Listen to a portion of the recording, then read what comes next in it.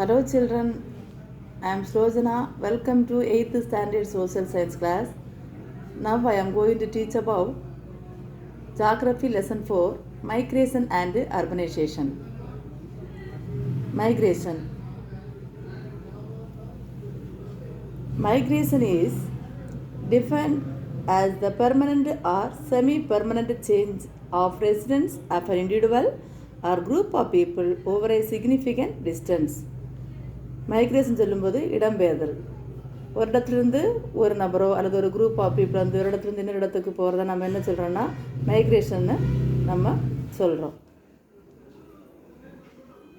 Then factors of migration. Factors of migration. There are number of factors which are responsible for the migration of human population. These factors can be grouped under the heads of favorable and unfavorable factors. நிறைய factors இருக்கு. Favorable factors and unfavorable factors இருக்கு. The various causes which are responsible for human migration is categorized under 5 groups as follows. அதாவது 5 group வந்து பிரிக்கிறாங்க. நான் இப்போ சொல்கிறேன். Ecological or natural causes of migration. Natural causes of migration. They include volcanic eruption, earthquake, flood, drought, etc. இயற்கையான migration சொல்லும்போது எதெல்லாம் அடங்குன்னா அந்த எரிமலைகள், வல்கனிக் எரப்ஷன், எர்த்துக்வாக் பூமி எதிர்ச்சிகள், ஃப்ளட் வெள்ளப்பெருக்கு, அப்புறம் இந்த ட்ராட் பஞ்சங்கள், வறட்சி, ட்ராட் மீன்ஸ் வறட்சி, அதெல்லாம் வந்து நேச்சுரல் காஸ் ஆஃப் மைக்ரேஷனில் வருகிறது.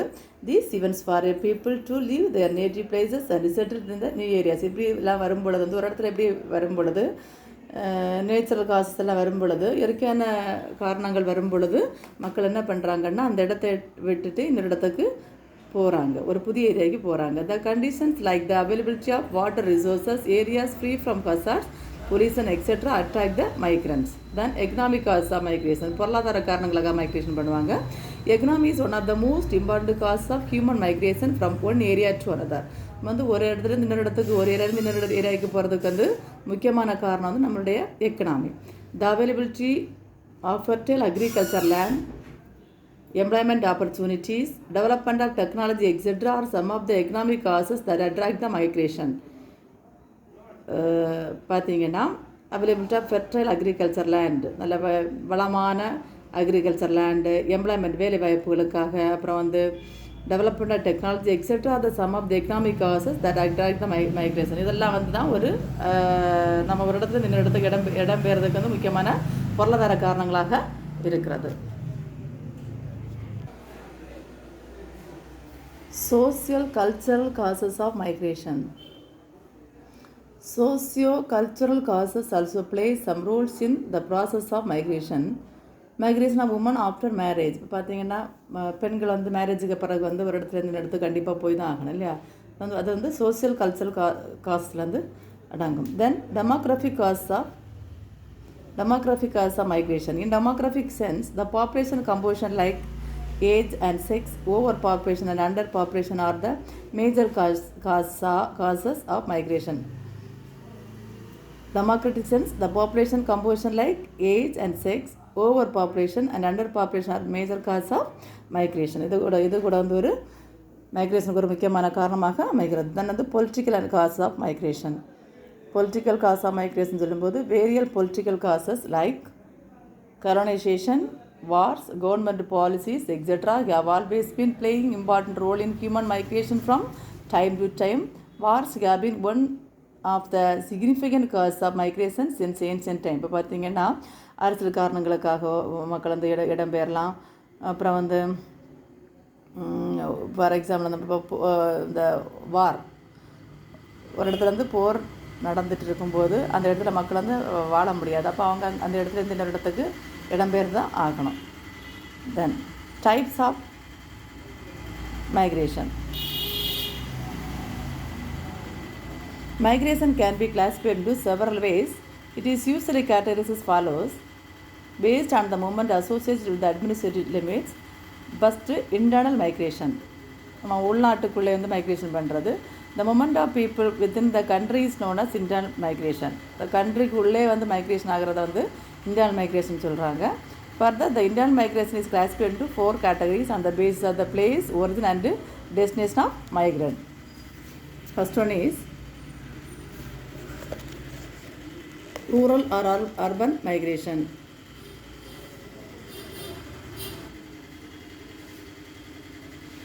Rural or urban migration is movement of population from rural areas to growing towns and cities, mainly in search of employment, education and recreation facilities. பார்த்தீங்கன்னா ரூரல் டு அர்பன் மைக்ரேஷன் சொல்லும்போது என்ன people என்ன பண்ணுறாங்கன்னா in search of வேலை வாய்ப்பு தேடி படிப்புக்காக எல்லாம் வந்து ஊரில் அர்பனுக்கு மைக்ரேட் பண்ணி போவாங்க.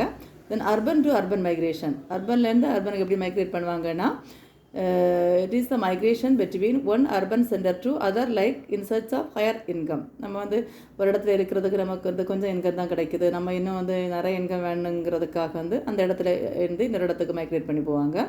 தென் ரூரல் டு ரூரல் மைக்ரேஷன், ரூரல்லேருந்து இந்த ஒரு ரூரல் ஏரியாருந்து இன்னொரு ரூரல் ஏரியாவுக்கு வந்து மைக்ரேஷன் பண்ணுறது வந்து is driven by fertile land for cultivation and other sociological practice like marriage etcetera. இப்போ பார்த்தீங்கன்னா எதுக்கு ரூரல்லேருந்து இன்னொரு ரூரலுக்கு மைக்ரேஷன் பண்ணுவாங்கன்னா ஃபர்டைல் லேண்டு, மேரேஜ், இந்த மாதிரிப்பட்ட காரணங்களுக்காக வந்து மைக்ரேஷன் பண்ணுவாங்க.